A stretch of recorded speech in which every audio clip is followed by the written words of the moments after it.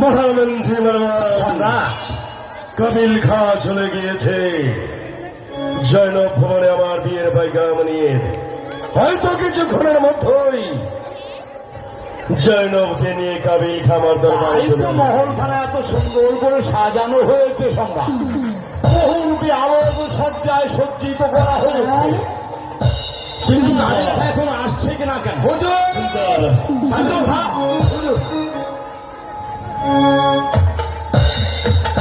একটি কাবিল খা। কাবিল খা, তুমি একা এলে কেন কাবিল খা? জয়নব সাহেব আর জয়নব জয়নব। আরে সে কথাই তো আমি বলবো, এত উত্তেজিত হলে কি চলবে?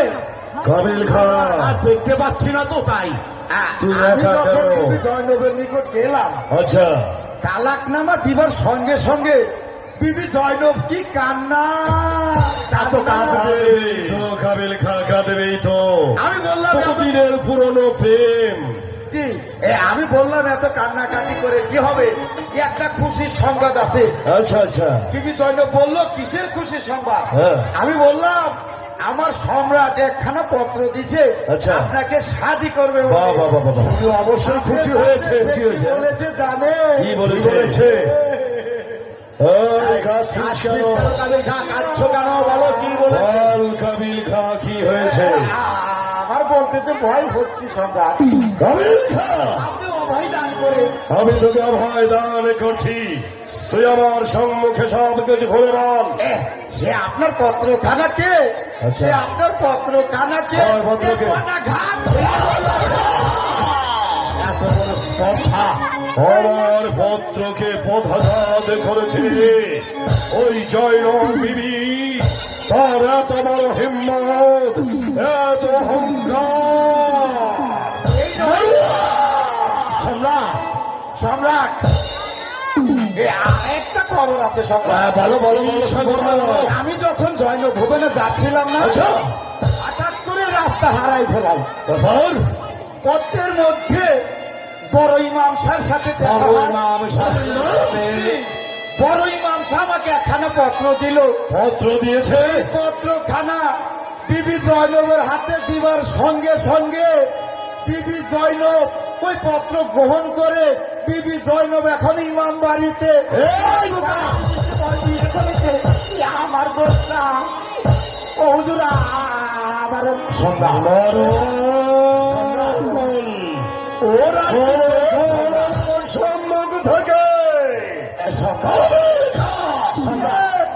ওই আমি তোকে কি আদেশ দিয়েছিলাম? আমার ভুল হয়েছে সম্রাট, মাফ করে দেন। সম্রাটের আদেশ অমান্য করার জন্য তোর কোন খবর নেই। সরঞ্জাম মহামন্ত্রী আমি ওকে ওর কি দোষ সম্রাট? ও তো নাদান, ওর কোনো দোষ নেই সম্রাট।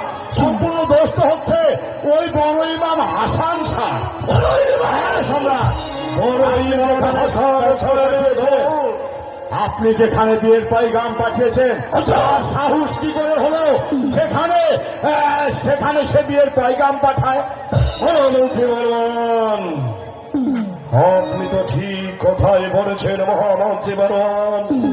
যেখানে আমি পত্র প্রেরণ করেছি সেখানে বড় ইমামের যেমনি ভাবে আমার পত্র সম্মুখে সে পত্র দিতে, তাই তো বড় ইমাম আমার সঙ্গে আজ থেকে দুশ্মনী শুরু হয়ে গেল। আমি ওই বড় ইমামকে আমি বলতে দেবো না। আমি আমার নিজের বড় ইমামকে আমি এই দুনিয়ার মুখ থেকে আমি চিরতরে আমি বিদায় করে দেব। সম্রাট বলুন। ধীরে সম্রাট, ধীরে ভেবে চিন্তে কাজ করতে হবে। ভেবে চিন্তে কাজ করতে হবে বাংলাতে পারবো। সম্রাট, বলুন কিভাবে ওই বড় ইমামকে দুনিয়ার মুখ থেকে সরিয়ে দেওয়া যায়? সম্রাট, বিনা রক্তপাতে বিনা যুদ্ধে এই বড় ইমামকে কৌশলে দুনিয়া থেকে সরিয়ে দিতে হবে। কৌশলে? এমন কি কৌশল মহামন্ত্রী বলবেন? আমি জানতে পেরেছি এই বড় ইমাম হাসান শাহ জয়নবকে শাদী করবার পর থেকে আচ্ছা। ওই প্রথম স্ত্রী জাহেদাকে খুব ধরতে পারে না। তাই তো তাছাড়া এই মুহূর্তে তারা পত্নীকে আপনি দরবারে ডাকুন, তারা পত্নীকে দিয়েই এই কাজ হাসিল করাতে হবে। ময়মনা কদিনী ময়মন হচ্ছে ওই ময়মনা প্রতিনিয়ত ইমাম বাড়িতে যা পাঠ করে সম্রাট।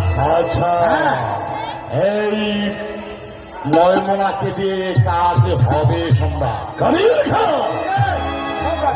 যা এই মুহূর্তে ময়মনা কদিনীকে আমার দরবারে নিয়ে আসবি।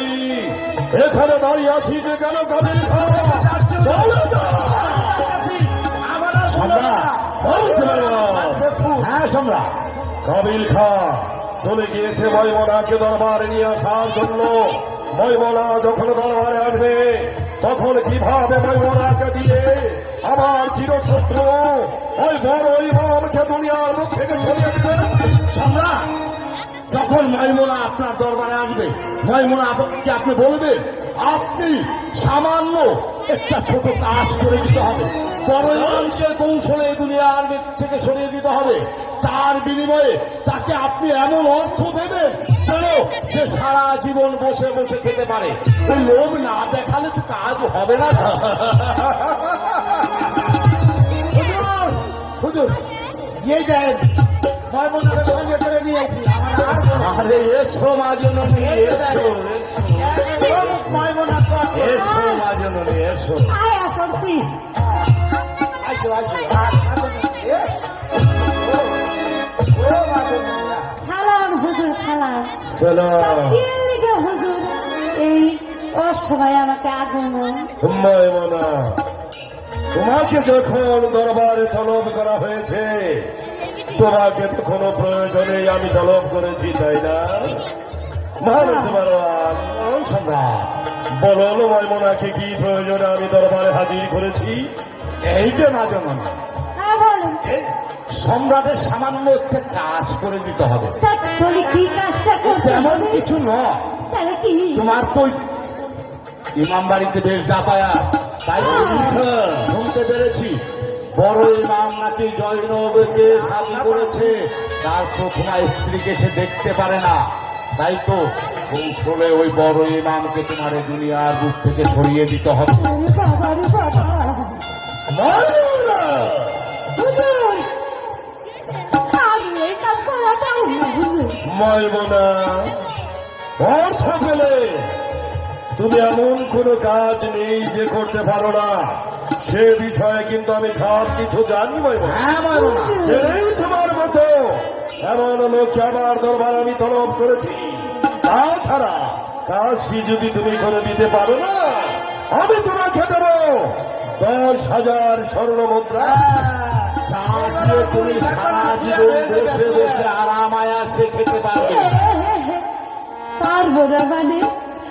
কাল খাইছি পান্তা ভাত, আজকে বোঝা তুই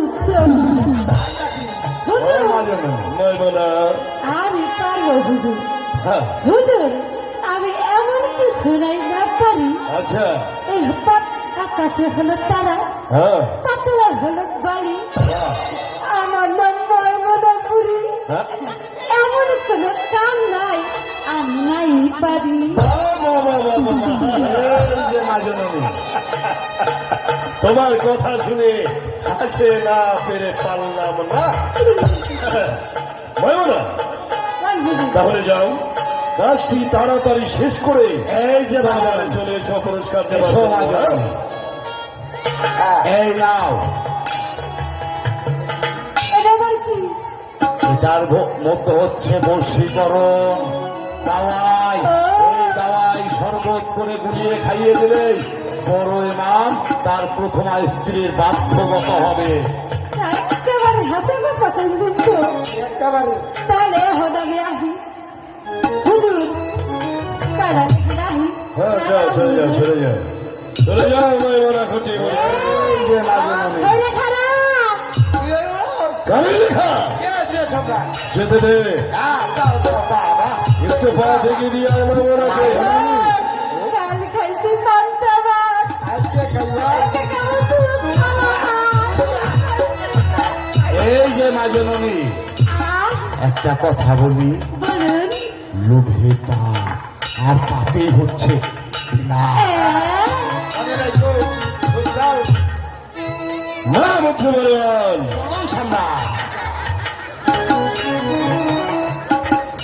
ময়মনার হাতে দেখি তুলে দিলেন। ময়মনার হাতে আমি তুলে দিয়েছি হিরোকে চূর্ণ,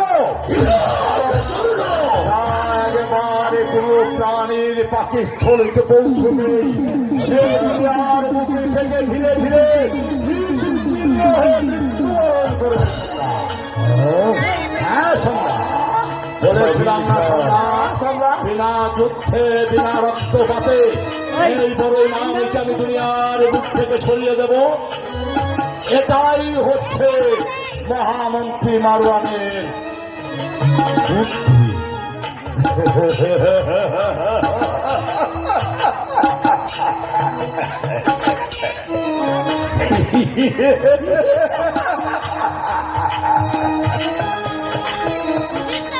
বলুন বাহ, আপনার বুদ্ধির প্রশংসা না করে পারছি না মহামন্ত্রী মারওয়ান। এজন্যই আপনাকে আমার এত বেশি পছন্দ। তাহলে সবার চিরশত্রু বলে মা দুনিয়া থেকে বিদায় হয়ে যাবার পর জৈনব হয়ে যাবে একা, আর আমি গিয়ে সেই সুযোগেই ওই জৈনভীর রূপের দেওয়াল আমি ভেঙে চলে আমি তাই হবে সম্রাট। চুরমার করে দেব। এতেই আমার মনের আশা অপূর্ণ থাকবে না। আমার আশা আমার আকাঙ্ক্ষাকে পূরণ করার জন্য ওই জয়রাম বড় ইমামকে আমার চিরছত্র বানিয়ে তুলছে। ওই বড় ইমাম নবীর বংশধর ভগবান জাত না হলে বাপ, আমি নবীর বংশধরদের সঙ্গে আজ থেকে আমি বিদ্রোহ ঘোষণা করলাম। আমার চোখের কাঁটা আমি লুপ করে ফেলবো।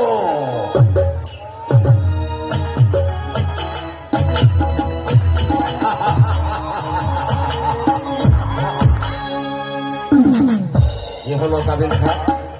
হুজুর, ও হুজুর, বলো।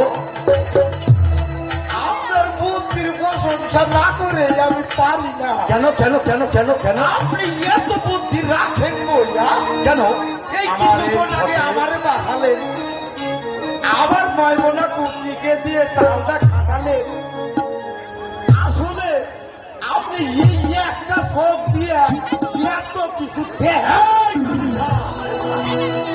কে বলেছে আমার একটি চোখ? সাধারণত মানুষের চোখে থাকে দুটি, আর আমার চোখ হচ্ছে তিনটি। তার একটা কোনো আর একটা দেখতে চাস? আমার দুটি চোখ হচ্ছে আমার সামনে, আর একটি চোখ হচ্ছে আমার ঘাড়ে। তারে কও তারে খালি চোখ নাই। তুই সে চক্ষু দেখতে পাবি না কাবিল খা।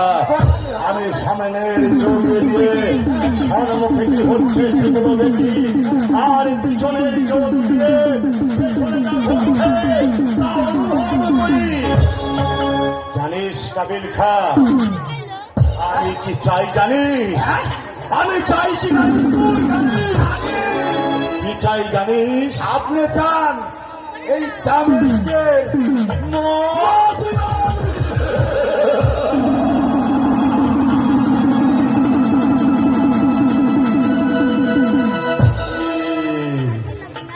ঠিকই বলেছিস। জানিস কাবিল খা, আজ আমার কি চক্ষু অন্ধ কেন? আমি যখন মারিয়ার সঙ্গে মন্ত্রিত্ব করতাম, তখন আমার সামান্য একটা ভুলের কারণে এই ইমাম পরিবার বিচার করি আমার একটি চক্ষু উঠিয়ে নিয়েছিল, সেদিন থেকে আমার দৃঢ় প্রতিজ্ঞা এই মুসলমান জাতিটাকে আমি এই দুনিয়ার বুকি থেকে নিশ্চিহ্ন করে দেব। মনে রাখিস কাবিলিখা, আমি এই মুসলমান জাতি